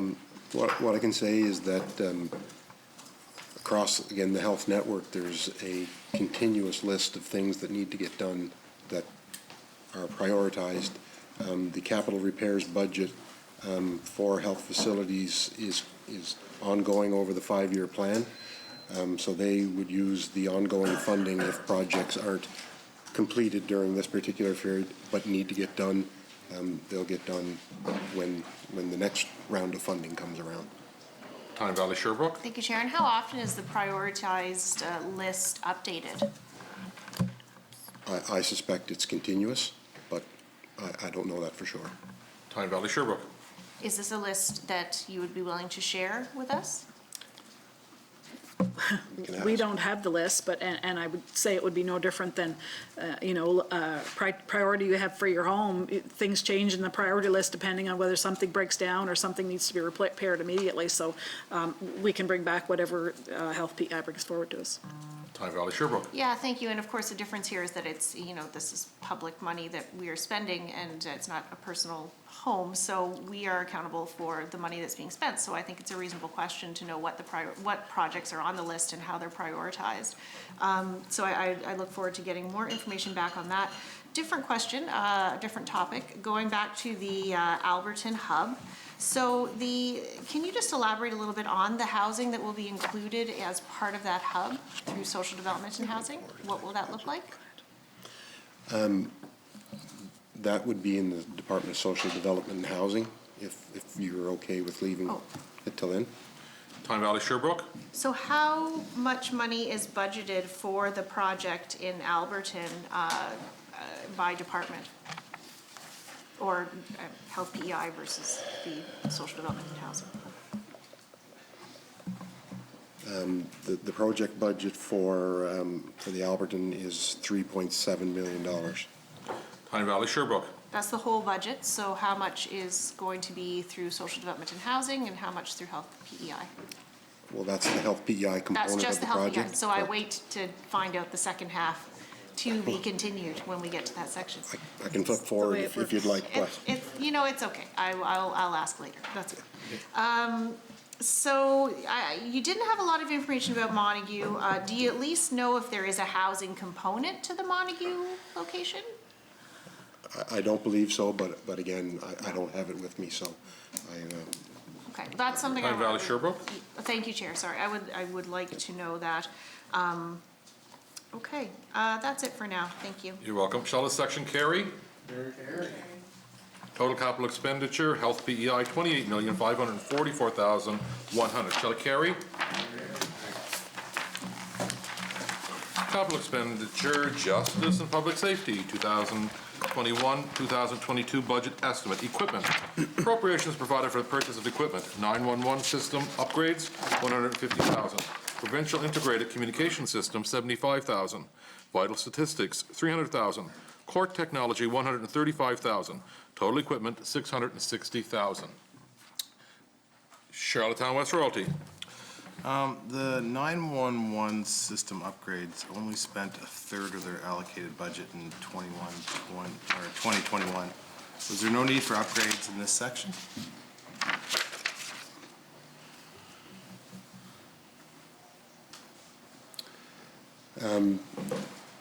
the budget allocated to the 911 relates to the upgrading of the actual base system. So based on the current year, they are indicating that they only required 50,000 of the 150 available. Charlottetown West Royalty. So that was a request from them. They said that's, yeah. The forecast that they provided to us on what their current anticipated spending for the current year would be that they would only require 50 of the 150 allocated. Charlottetown West Royalty. Okay. Court Technology saw more spending in 2021 than was allocated. What did this purchase? Go ahead. Yeah, I believe there was a number of court upgrades to the courts as a result of COVID, so there was additional sound equipment and some other technology required to get courts up and running during the current year. Charlottetown West Royalty? Okay, perfect. Can you explain the drastic underspending for the women's unit of the correctional center? Again, I believe that's related to the timing of the project. I think it didn't get going as quick as it had hoped to get going, and it's on track now with the budget available in the current fiscal or the next fiscal year. Okay, what was Charlottetown West Royalty? What was the date it was supposed to start, or supposed to commence? Started? Honorable members, we're on equipment. Oh, sorry. Yeah, we're still in the equipment section, so we could get to that the next section. Sorry, my fault, Chair. Okay. Okay, that's it for now. Pass the floor. Summerside South Drive. Thank you, Chair. Excuse me. There were some delays in the court system due to COVID-19. Has that backlog been resolved? It's not something, that's not information we have in front of us, Honorable Member. It's not really capital budget either. Summerside South Drive. Was the extra spending in this section related to this backlog? It was actually, I believe, to get the courts up and running, so they needed some technology at the courthouse, recording equipment and some other amenities to get courts back up and running during COVID. Summerside South Drive. Thank you. So I guess the answer is sort of yes, but not due to the backlog?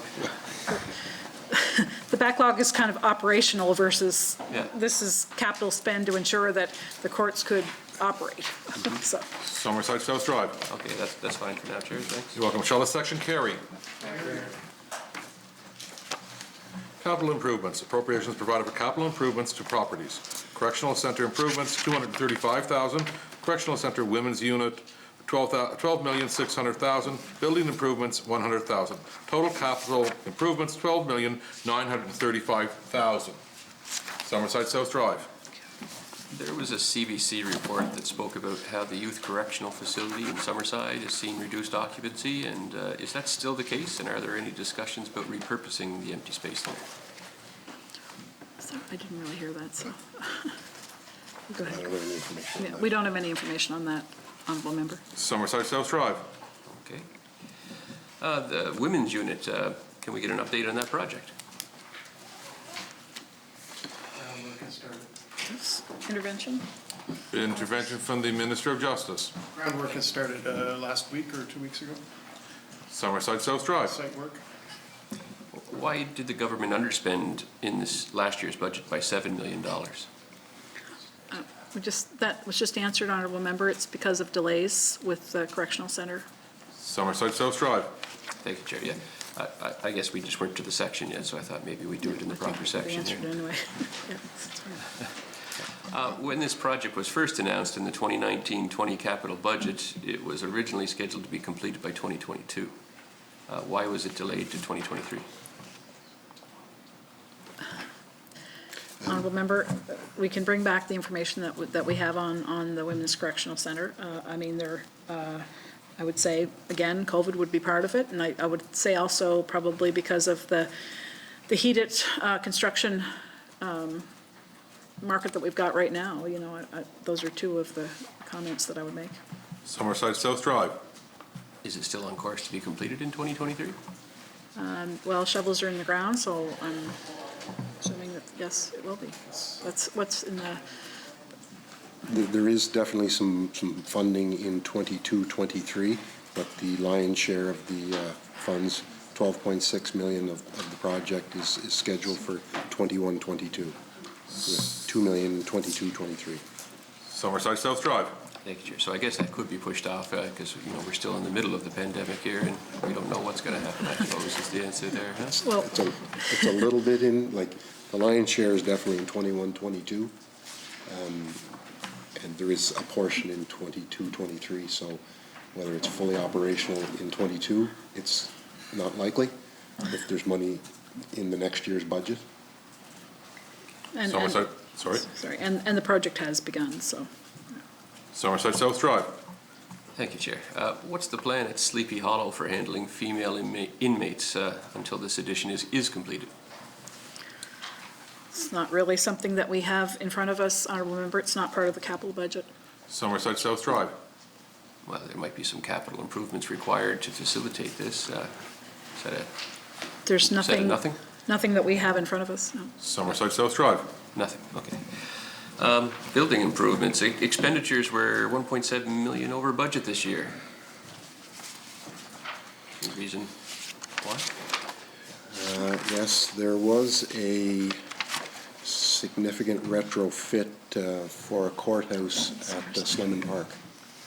So the current courthouse in Summerside couldn't handle the 2 courts that go on at the same time due to COVID restrictions. So there was some space fit up at Slemon Park to handle one of the 2 courts. Summerside South Drive. I think that's fine for now, Chair, thanks. You're welcome. Mermaid Stratford. Thank you, Chair. So I have a couple questions around the current courthouse, or sorry, not the courthouse, but the current provincial correctional facilities. So my understanding is during the intake process that anyone new at the jail is separated for COVID reasons. Is that accurate? And was there any work done to the jail in order to allow for that separation of new intakes? Honourable Member, we do not have any of that information in front of us. That would be part of the operational process. We don't have any indication that there was spending for that, capital spending for that, so that's really all we can tell you about it. Mermaid Stratford. Okay, thank you. I'm wondering what that facility looks like. When somebody new comes in, what does that facility look like? What kind of room are they put in when they're by themselves? I'm just trying to understand it based on concerns from a constituent, because COVID's not going anywhere for a long time when we look at our correctional facilities. So as we go through COVID, we have this process that we're going to have to put anybody who's new into the correctional facilities alone, like basically segregate them into a different part of the facility so that if we have spread, that it doesn't spread throughout the correctional facility. And I'm wondering, was there any updates made to the jail in order to allow for that to happen? Honourable Member, there's nothing in the capital budget that indicates that happened. It would be part of operational, I'm assuming. That's not information we have in front of us, and maybe I suggest the member would ask questions to the Justice Minister on the floor of the House. Mermaid Stratford. And I did. I sent in, because this one's important to me, because what concerns me is during the intake process, when you have somebody who has issues with mental health and addictions, if they're being segregated from everybody and everyone, that is detrimental to their health, right? And so what I'm trying to grasp is an understanding of what the building looks like when that new person goes in. Are they by themselves? Like, are they completely segregated from everybody else? Or is there any interaction with other people within the facility when they first arrive? So again, we're on the floor here with the capital budget, and we do not have any information on that, Honourable Member. It would be part of the operational plan of the jail, and there's nothing in the capital budget regarding that or to indicate what the process is. Mermaid Stratford. So what I'm trying to get at, though, maybe there should be, right? So when you take somebody and you remove them from everybody else so that there's no community spread of COVID, which is super important, and I understand that, but if you're actually removing them from general population and they sit there by themselves for 14 days, completely off by themselves, that is harmful to somebody. And I'm wondering if that is in fact what happens, and if it isn't, and if it is, is there some sort of renovation that can happen to allow people to actually be safe but together? Separate but together, do you know what I mean? Because I think that's important for mental health, especially when we have a real opportunity. I have an intervention from the Minister of Appreciate that, Justice. thank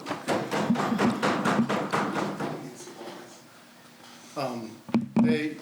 They get support from day one. They are isolated. It's a regular cell that is, because of the COVID, they are isolated in a single cell of their own, but they have interaction with staff the whole time. And mental health services start day one when they are. So.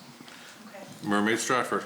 And the only reason why I bring that up is because I'm not sure what other renovations can be done within the facility that allows, because not everybody's segregated when they go in there, right? You're with other people, you can have conversations, you can play cards, you can do stuff that's beneficial to you.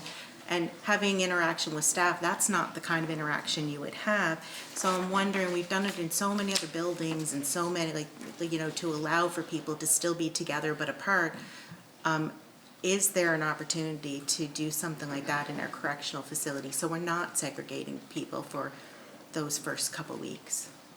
This is Intervention from the Minister of Justice and Public Safety. Yeah, and your concerns are valid, and they do, you know, they have exercise, they have interaction with staff, they have supports from mental health. But it's, and if there is extra needed support systems, whether it's renovations, corrections haven't come to us to ask for that yet. They're dealing with the space that they have right now.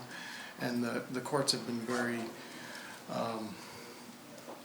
obliging on sentencing, so, but CPHO has a role too, so it has to be an approved role, and they're doing everything they can, and it's only for 2 weeks, and it's for the safety of everyone in the correctional center, because COVID in a correctional center is, could be very detrimental. Mermaid Stratford. So I appreciate that, and thank you, Chair, and thank you for the intervention, Minister.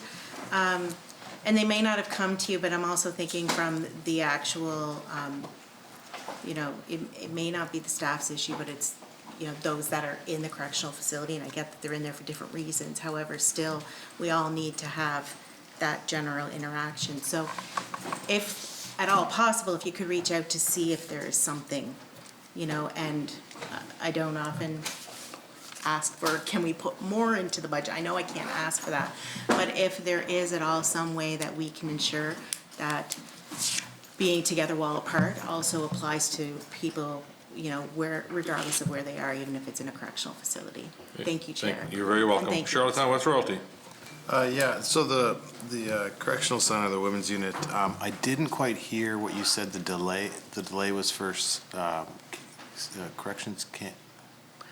Well, I had commented that part of it was COVID. I would, Okay, yeah. you know, and I think also, and I'm just speculating this, but the construction market is very heated, and I'm not sure how that fits into the correctional center, but I know there are a number of builds have been delayed because there's just not the tradespeople to do them. Charlottetown West Royalty. And so it started now. When's the completion date? Go ahead. I don't have a specific completion date. I noted that the funding does go into 22, 23, so I suspect during the next fiscal year at some point. Charlottetown West Royalty. Yeah, I'm worried that, like you said, Minister, I know it's a heated housing market, building market. There's lots on the go. How can Islanders be assured that this is going to be a priority to get done? I know it started, but. Call the hour. The hour has been called.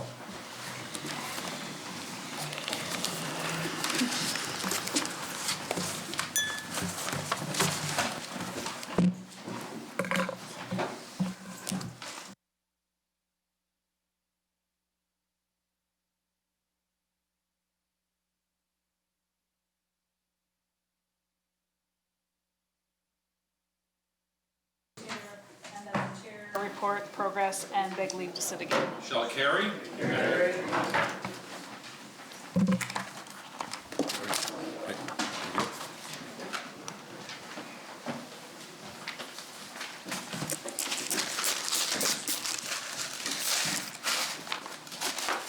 Mr. Speaker, as Chair of the Committee of the Whole House having under consideration the grant of capital supply to Her Majesty, I beg leave to report that the committee has made some progress and begs leave to sit again.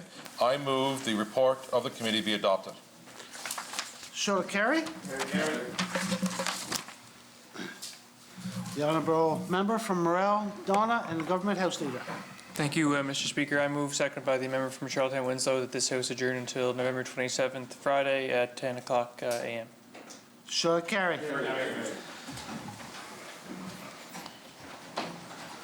See you tomorrow, honourable members. Drive safely.